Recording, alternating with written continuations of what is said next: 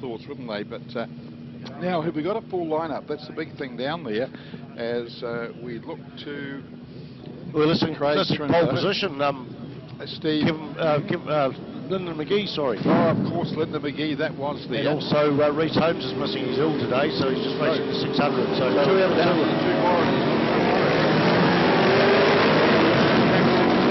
That was 211. That was Wayne Bishop on the Aprilia RSV factory bike, sponsored by DML Builders from Whanganui. He put on a good showing last weekend in the Bears race, got fastest lap at one stage, but struggling to get round turn 1 properly, actually.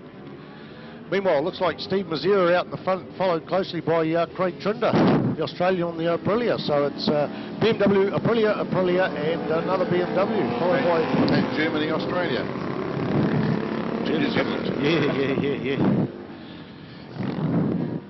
Yeah, Steve Mazzera, interesting rider, of course, the guy who actually comes from Dresden.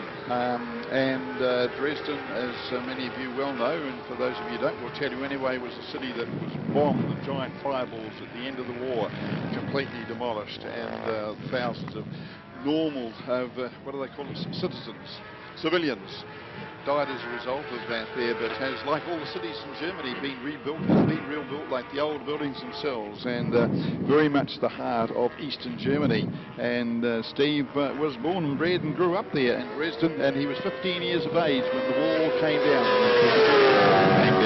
And that, of course, is when suddenly East Germans were able then to look to the west and suddenly find Mercedes and Audis and Porsches and all that were a lot better than driving around in Trabants. But he also runs what do they call a bike taxi? So you can go, on the Lauschenstreck circuit, you can go to the circuit, you pay your money, and you get a number of laps, as many as you pay for, on the back of the special bike. And he says they click speeds of upwards of 270 kilometres an hour. They've also got a fleet of cars, a Porsche, a BMWs, and a Ferrari there, and a McLaren. And again, if you pay your money, you get to drive as many laps as you pay for, but one of them will be sitting alongside as well. Obviously, they don't want someone out there in a McLaren doing his own thing. And of course, as a mate of Thomas Cruise has come out here to New Zealand the first time ever to these shores, and he has brought his own, the BMW superbike out there now, and Craig Trinder from Australia. Great track record here in form in New Zealand racing, and John Oliver, who we've seen in Super Motard racing as well. One of those quietly making progress through the class. Not a big field, in fact, down to 10 now. As we look through Mike King from New Plymouth, Gavin McBride, Roger Crowley, Kevin Moore, David Smith, and Rowan Houlihan. That's the 10 starters, and as Spider mentioned before, of course, with McGee missing from the pole position after that crash in the Superbike race, so he's out, obviously enough. And also we went to Reece Holmes, of course. So Lyndon McGee out from pole position number 1. Reece Holmes, who would have joined them on the front row on the 41 BMW, feeling poorly today and deciding to concentrate just on the one class. He's got 3 bikes here, so decimated the front row for starters before we looked to what's happening on the racetrack. Quick span on the track, Steve Mazzera, the German, followed by Craig Trinder. Now, Craig Trinder has been out here before racing, as Ray mentioned. He had a lap record at Whanganui in 1986 in the first Formula 1 race, third in the second Formula race, and the third race was the New Zealand Formula 1 Grand Prix at the Cemetery Circuit, and he got a second there. So a man that's been around forever, and of course his brother Steve is the team manager this weekend. This bike being shared in the Formula 1 by Australian Chris Seaton as well. There's about 30-40 years difference between the two in age. I wonder how much setup and compromise they do between the bike, whether they've got time to set the bike up as each rider actually wants to. Second bike in the pits, I'm not sure why not. I think Robin has got a big thing. And all the setup. It's all about time, really. It's all about time. Mike King put on a good show there. Mike from New Plymouth is on the back of Dwayne Bishop, but Mike Kenny V-twin, whereas Dwayne Bishop on bike number 211 is on a Aprilia RSV4 and having a good old ding-dong. The lead is expanding. The lead is getting to about 150, maybe 170 metres down the back straight. The German machine of Steve Mazzera. All the internationals coming out here bought sourced bikes in New Zealand, with the exception of this one, and it's good to see a foreign bike come into the country and a foreign bike get out there.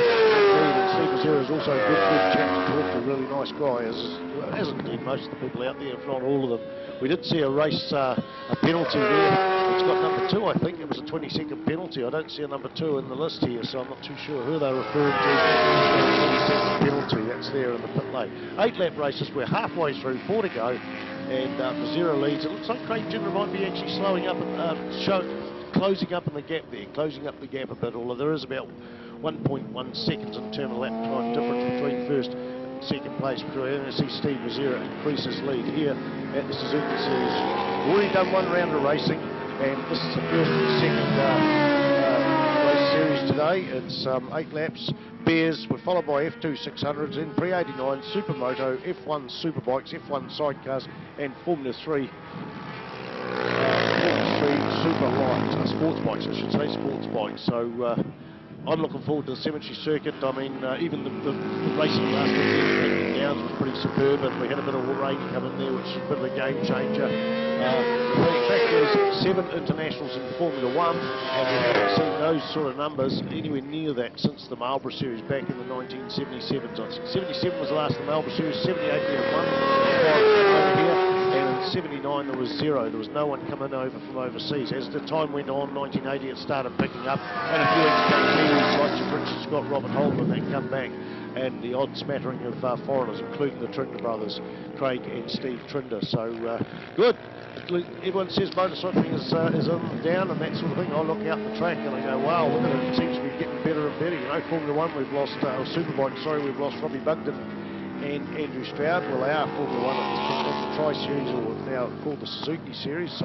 But the racing hasn't certainly diminished with those 2 sidelined for the year. In fact, Andrew Stroud decided in August he was going to do it and just concentrate on family and doing some other things. I did see he get a ride in a Super Tour on Thursday or Friday. It looked like either at Pukekohe, I think, going on the onboard footage he put up on Facebook. So Andrew Stroud has not lost his desire for speed.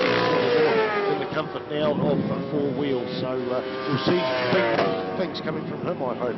Right, just out there is Steve BEARSR just opening up that lead, extending that lead big time out there over Craig Trinder. So hopefully when we get to do the trackside interview, you'll get a chance to hear Steve pass it.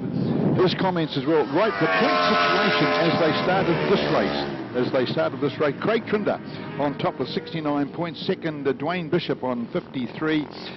Linda McGee on 52, and obviously not going to add to that. Gavin Mackay 46, Rhys Holmes on 40, not adding to that either. Roger Crowley on 40 and John Oliver on 36, and so on down.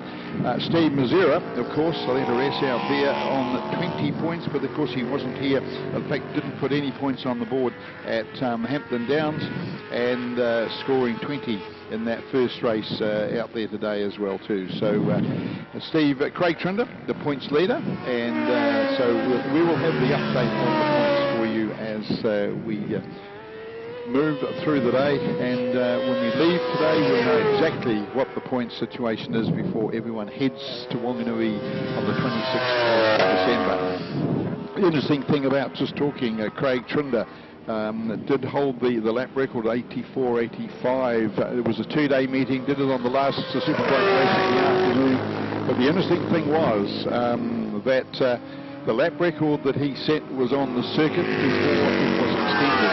For those of you who know Wanganui, South Key, for those of you who don't, all we can tell you, one corner on the track was realigned with a railway crossing, and the curbing was extended. It probably added about 2 or 3 seconds to the lap distance, so or to the lap time, and so for about a decade, the time never, the lap times, probably people looked at the lap times, whoa, that's still slow, not appreciating and not realising that the circuit had actually suddenly become, in fact, a different circuit altogether, because it was 2 or 3 seconds longer.